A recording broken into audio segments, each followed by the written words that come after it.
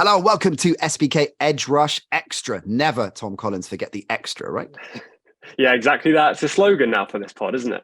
It is. I want merch. I want that on a mug. I want it on a hoodie. We'll get to work on that one.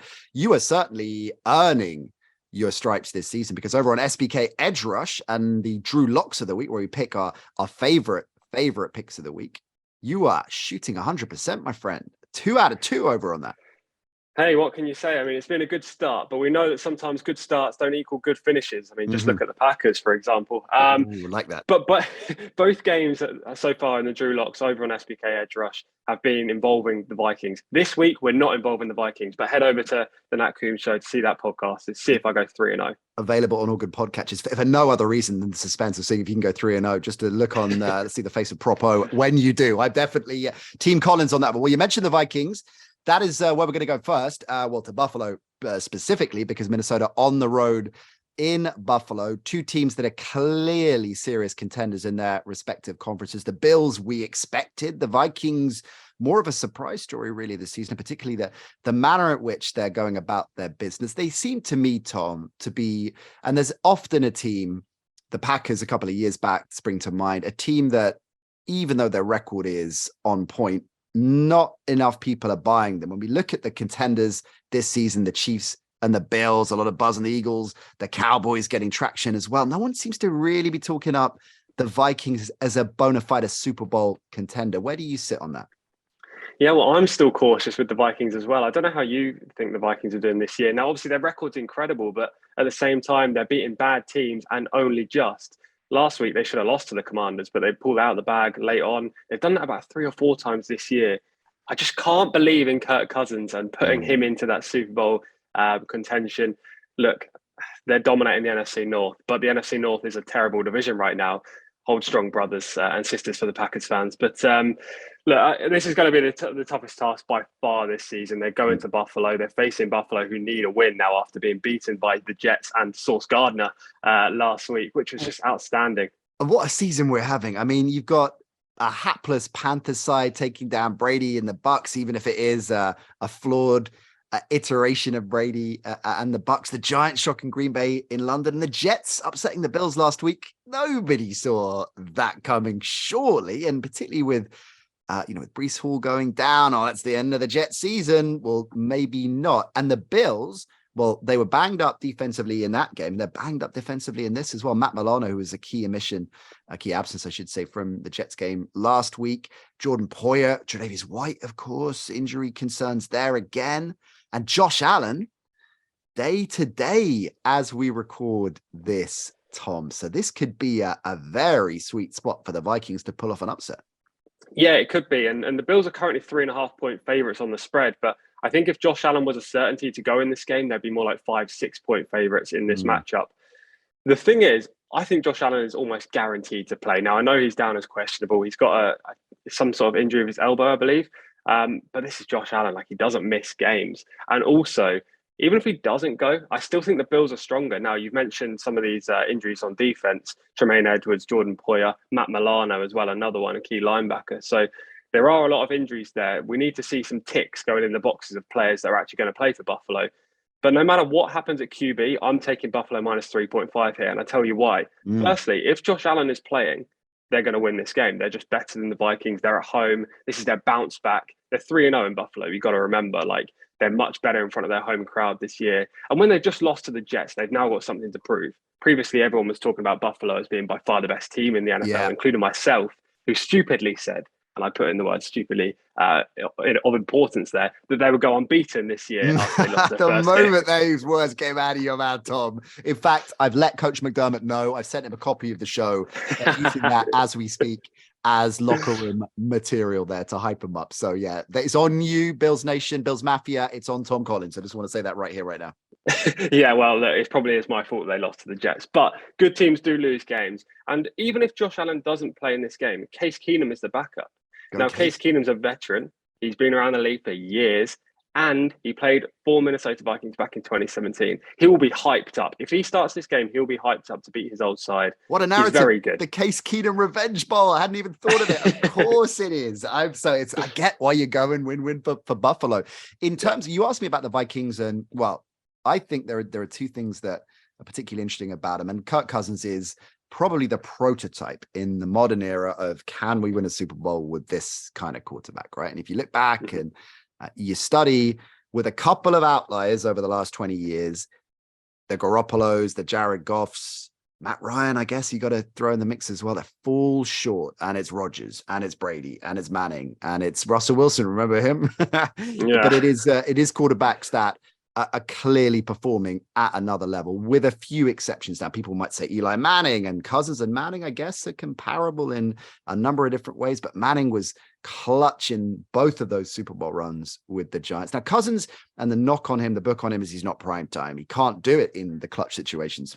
I'm not sure that isn't one of those lazy narratives that could easily get blown away if they go on a serious tear in the playoffs this season and maybe take it all the way. But I love the TJ Hockenson pickup as well. I think that's smart business, particularly because of Kevin O'Connell and how he's already impressing in terms of how he's moving this offense around, particularly, I guess, given Cousins' limitations respectively. And in this year, when they're looking at a lot of abject quarterback play, I mean, Cousins is a top 10 safe pair of hands. He's surrounded with the players that he's got. 9 catches for 70, incidentally, Hockenson on his Minnesota debut. So he could be, or expect him to be, front and center again. So not sure about this spot specifically.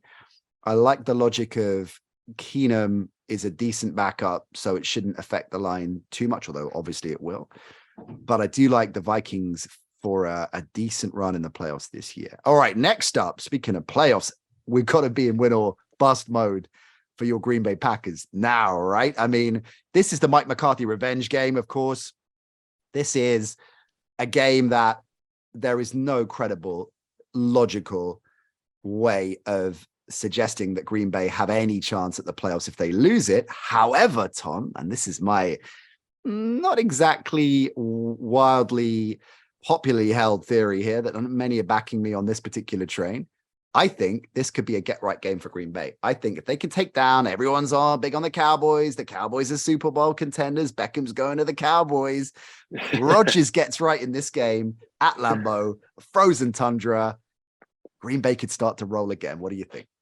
I love that confidence. I love that pick. And I'll tell you why. Not just because obviously I'm a Packers fan and we need it. Look, we are down bad right now. 5 consecutive losses, 3-6 on the season. I've never seen anything like it as a Packers fan. Obviously, I'm young and haven't seen the bad days pre-Brett exactly. Favre. But, I remember him well. But still, like, even in the last 20-odd years, we've been at the top of the NFC North constantly. Obviously, we have seasons where we don't win the NFC North, but at the same time, we have generally dominated. So the fact that we're 3-6 so far is a bit of a shock to my system. And, you know, it's not just this wide receiver room that isn't performing. It's that quarterback room as well. Aaron Rodgers needs to stop talking. I love the guy. I think he's amazing. But at the same time, he needs to start performing on the pitch, because that game against Detroit last week was abysmal. 3 underthrown passes, 3 interceptions. I mean, it just wasn't clutch. We scored 9 points against the worst defense in the league. Now, obviously, we're now facing Dallas, who are far better than Detroit in all areas. But they're coming off a bye. They're going to Green Bay. I think we could put up a show. I don't necessarily think we're going to win this game, but +5 on the spread right now. Dallas are 5-point favorites. I think that's a decent bet now. Here are the challenges, and I agree with you. I think with 5 is definitely worth a look. Where Dallas can be hurt, apparently, with this brilliant defense, is the run. Since week 6, they ranked 24th in success rate against the run, and Green Bay are getting that rolling. Although last week, why do they go away from it? Why? I mean, head scratching, although maybe the Aaron Jones ankle injury had something to do with that, but they've still got Dillon there. Now, Jones should be good to go. They had an X-ray on the ankle, nothing serious, but running back ankles, we'll have to see how many times he's given the rock. Romeo Doubs, unclear as to whether he'll start at the time of recording this. Got to factor in that I felt, you watch the Packers religiously, of course, that Rodgers has a fair amount of faith in him. He seems to be looking at Dobbs a bit more, and out of that younger crop, I think he feels comfortable that can develop that partnership. The biggest omission for me, though, is Rashawn Gary, who's out for the season, and the problem that's going to cause defensively. What do you think about the Jonathan Abram pickup from the former first rounder? Of course, the Raiders looked to shop him at the trade deadline, couldn't get a deal, so cut him, and Green Bay picked him up. I love that pick. Yeah, I love the pick. I just wish he could play wide receiver. I mean, I don't know, he can't. Maybe he Maybe he can play can. receiver. Maybe he can. Maybe that's what's going on. Yeah, look, if Dobbs can't go, then we're going to be struggling on offense as per if we don't run the ball, which I feel like we're saying this every week. Like, we need to run the ball far more. Now, you did mention that Aaron Jones did pick up an ankle injury, which is fair enough. And maybe that took Matt LaFleur away from running the ball. But AJ Dillon is as good as any other backup in the league. Like, he could be a starter for the majority of teams. So run the rock, give Aaron some time in the pocket because he's just getting sacked and pressured all the time. Then we might be able to produce a much better offensive display. I think even if Aaron Jones doesn't go, we're going to be able to run this ball pretty well against the Cowboys. They rank fourth best in fewest passing yards per game on defense. So I don't think Aaron will be trusted, especially given last week's performance, to throw the ball consistently. One thing I want to say is that if Alan Lazard can get away from Trayvon Diggs, then we should be able to put up points. The key word is if, because I don't know if that's going to happen now. But Diggs is one of those players, highlight reel. I mean, exceptional to watch. I mean, we've spoken about this before. Listeners to the Nat Coombs show will know that probably in all of football, my favorite position is the cornerback for all kinds of reasons. And Diggs is such an effervescent player because he's a ball hawk, because he will make those big plays. But because he is that kind of player, he is susceptible to getting played. And I really look, Rodgers in this spot, primetime focus, the weight of the world on his shoulders. It's going to go one or two ways. We're going to see levels of Rodgers sass that we've yet to see. And that's a high bar, I can tell you. Or he is going to put on a masterclass and be, all right, let's just remind everybody that I'm one of the greatest of all time. And I think it's more likely to be the latter. I really like the Packers in this spot, I've got to say. I might live to regret saying those words. Win or bust time. Chargers 49ers, speaking of prime time, the 49ers off a bye week. And this is a difficult old spot for LA because this offense is rolling. It's getting Debo back. Eli Mitchell back as well. CMC's already playing like he's been there for years. Shanahan is using him out of the backfield, licking his chops at all the things they can scheme up with Debo in the mix as well. And you want to underpin that, the number one ranked defense, and not just the number one ranked defense, the number one ranked pass defense as well. So this is surely Austin Eckler, who's scored 10 touchdowns in the last 5 games, has got to get close to that kind of ratio for the Chargers to have any kind of chance in this one, surely. Yeah, I agree. San Fran are the 7-point favorites on the spread right now, but I think that line could be even higher. They're at home. It's prime time. As you say, they're getting key members of their team back, Debo being one. Elijah Mitchell, a great player, but at the same time, I don't know how much he'll necessarily play with CMC now at running back. I find it really difficult to work out how the Chargers have a better record than the 49ers at this stage of the season. San Fran just look a much better team in all areas. Now, I know they've had injuries, Trey Lance, Elijah Mitchell before CMC joined, Debo, etc. But at the same time, San Fran have looked very solid. They just had a tougher schedule so far.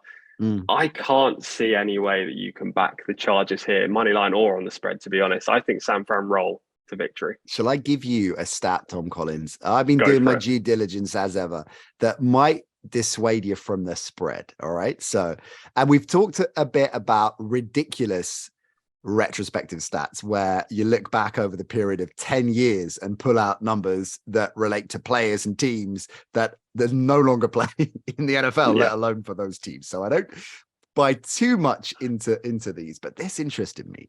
So since 2017, under Shanahan, San Francisco, as a home favorite, what do you think they are against the spread as a home favorite under Shanahan? Are we going percentages again like last week, or am I going to give you the actual? You can go on. It's going to take me about 17 minutes to work the percentage out. So what are we talking sub 50% here, or are we talking over? Heavily sub 50% here. Really? Wow. I mean, that's surprising in its own right, just because San Fran have always had a good side. I mean, let's go for 40%. 8-17-1 against the spread as a home favorite. So that's 30-something%, right? Yeah. I'm sure you guys can let us know in the comments below, or if you're listening on the pod, we'll put it in the notes there. The San Francisco 49ers 8-17-1 against the spread as a home favorite. So that is crazy. It's hard to work out why that would have been the case. What I will say, just to counter that, and as to why this may not be another loss as a home favorite, is the fact that not only are the best passing defense, but they're the best run defense in the league. They're only averaging 86 yards, giving up 86 yards on run D. And where is this Chargers offense going to come from if Austin Eckler cannot run the ball? I mean, they've got no wide receivers. They're worse than us. Their injury room is just full. Mike Williams, Keenan Allen, DeAndre Carter, Josh Palmer's questionable every week. I mean, Gerald Everett last week was supposed to be the guy. Obviously, Carter and Palmer did play. He was supposed to be the guy, and Everett decided to drop an absolute bomb, went right down the middle, and was going like this. I was thinking, God, this is going to be tough for Justin Herbert. So if Austin Eckler cannot run the ball against this defense, which I think is pretty unlikely, then maybe Shanahan does get that home favorite victory for the 49ers. Out of all the games we talked about on today's show, because as we said earlier on, your Drew Lock of the week over on the Nat Coombs show, SBK Edge Rush. So go and listen to that on all good podcatchers. But in terms of your favorite from the games we've had on this show, which is it? Yeah, I'm taking the Bills minus 3.5, no matter who plays at QB. And I'll tell you what, if Josh Allen does get confirmed to play, 3.5 is going to look like a great line.